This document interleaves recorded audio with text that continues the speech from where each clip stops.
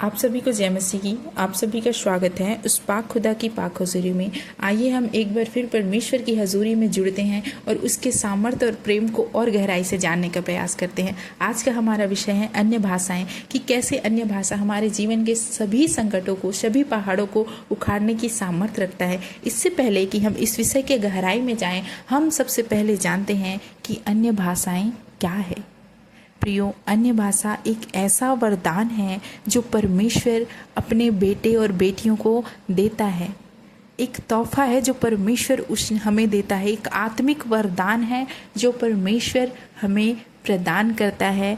हमें प्रार्थनाओं में सामर्थ्य के लिए, प्रार्थनाओं में बढ़ने के लिए हमें क्या करता है, वरदान के स्वरूप इसको देता है। अब जानते हैं कि परमेश्वर यह वरदान हमें कब देता है। प्रियो, जब हम निरंतर प्रार्थनाएं करते हैं, पाप से तौबा करते हैं, परमेश्वर से प्रेम रखते हैं और उस पर अटूट विश्वास रखते हैं, और मन फिराकर जब हम परमेश्वर के निकट आते हैं और परमेश्वर से मांगते हैं कि प्रभु तू हमें यह दे, तो वह हमें यह देता है, क्योंकि लिखा है जैसा तुम मांगोगे वैसा तुम्हें दिया जाएगा।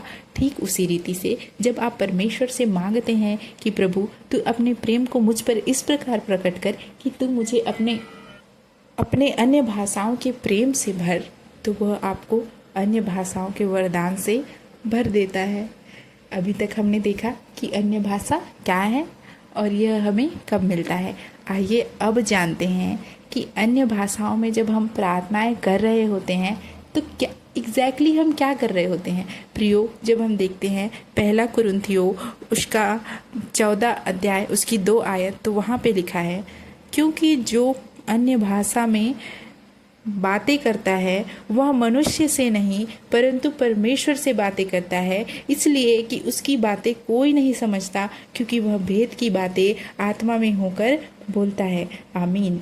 क्योंकि जो कोई अन्य भाषाओं में, जब आप अन्य भाषाओं में प्रार्थना कर रहे होते हैं तो आप अपनी बुद्धि से नहीं वरन पवित्र आत्मा की बुद्धि में आकर परमेश्वर से, सीधे परमेश्वर से बातें कर रहे होते हैं। प्रियो, इसीलिए परमेश्वर ने आपको पवित्र आत्मा देता है ताकि आप उसे सीधे बात कर सके। कुछ लोग कहते हैं कि प्रभु मुझे तो प्रार्थना करना नहीं आता, मैं किस रीति से प्रार्थनाएं करूं। प्रियो, इसीलिए परमेश्वर आपको पवित्र आत्मा का वरदान देता है। पवित्र आत्मा क्या करता है आपके लिए, वो ऐसे वर्ड्स को लेके आता है जो सीधे परमेश्वर के पास जाए, सीधे परमेश्वर को दिल को छू ले। वो हमारी बुद्धि से नहीं वरन आत्मा से। आपकी जो आत्मा है वो अपने आप ही जानती है कि आपको प्रार्थनाएं कैसे करनी है, वो जानती है कि किस रीति से प्रार्थनाएं करनी है।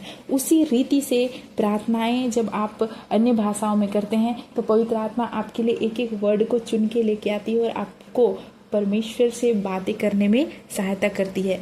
अन्य भाषाएं जो होती है एक स्वर्गीय भाषा है जो कोई नहीं समझ पाता, क्योंकि ये परमेश्वर से बात करने का एक तरीका है। जब आप निरंतर प्रार्थनाएं करेंगे अन्य भाषाओं में तो आप परमेश्वर से बातें करने लगेंगे, उसके प्रेम में और बढ़ने लगेंगे।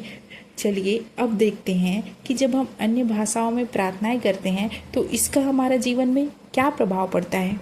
जब हम देखते हैं पहला कुरिन्थियों उसका 14 अध्याय और उसकी 4 आयत को, वहाँ पे लिखा है, जो अन्य भाषाओं में प्रार्थना करता है वह अपनी उन्नति करता है। क्या करता है?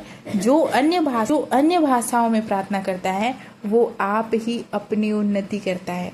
जब आप अन्य भाषाओं में प्रार्थना करते हैं तो आपके जीवन में संयम, फोकस, परमेश्वर की बुद्धि, आप आत्मिक रीति से मजबूत होने लगते हैं। आपको परमेश्वर की बुद्धि आने लगती है, संसारिक बुद्धि नहीं, परमेश्वर की बुद्धि आने लगती है जो सीधे आपको उत्तर देती है। आपका जो भी सवाल हो कि प्रभु मैं इस विषय में क्या करूं, वो आपके मन में डालता है कि तू ऐसा कर। जब आप लगातार अन्य भाषाओं में प्रार्थना करेंगे तो आपको पता होगा कि आपको सुबह उठ के क्या करना है, आपको पता होगा कि इस समस्याओं को कैसे हल करना है, आपको सारी चीज़ें पता होंगी कि मेरे भविष्य में मुझे परमेश्वर क्या देने वाला है। ये तब होगा जब आप अन्य भाषाओं में प्रार्थना करेंगे। प्रियो, अगर आपको परमेश्वर ने अन्य भाषा का वरदान दिया है तो आप अन्य भाषा में प्रार्थना करने के लिए एक अलग से समय निकालें, एक समय रखें जहाँ पे आप सीधे 1 घंटे या 2 घंटे का एक ऐसा समय रखें जिसमें आप सिर्फ और सिर्फ अन्य भाषाओं में प्रार्थना करें। अवश्य ही जब आप ऐसा करेंगे तो अपने जीवन में अद्भुत रीति से चमत्कार को देखने लगेंगे। जो जो काम आपके जीवन में आज तक नहीं हुआ वो कुछ महीनों में होने लगेगा जब आप इस रीति से प्रार्थनाएं करेंगे। अन्य भाषाओं का वरदान परमेश्वर ऐसे लोगों को देता है जो उनसे प्रेम रखते हैं। यदि आपको यह मिला हो तो यह बहुत ही खुशी और आनंद की बात है, आप खुश हो जाइए। और यदि आपको ये वरदान नहीं मिला है तो प्रियो, आप परमेश्वर से प्रार्थनाओं में मांगे कि प्रभु तू कहता है तू मांगने वाले को देता है।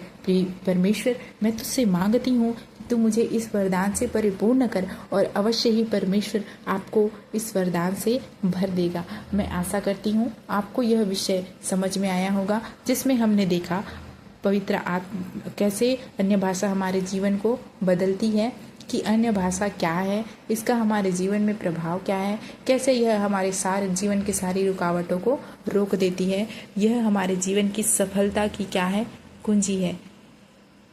और ऐसे ही विषयों को देखने के लिए हमारे साथ जुड़ें। आप सभी को जय मसीह की।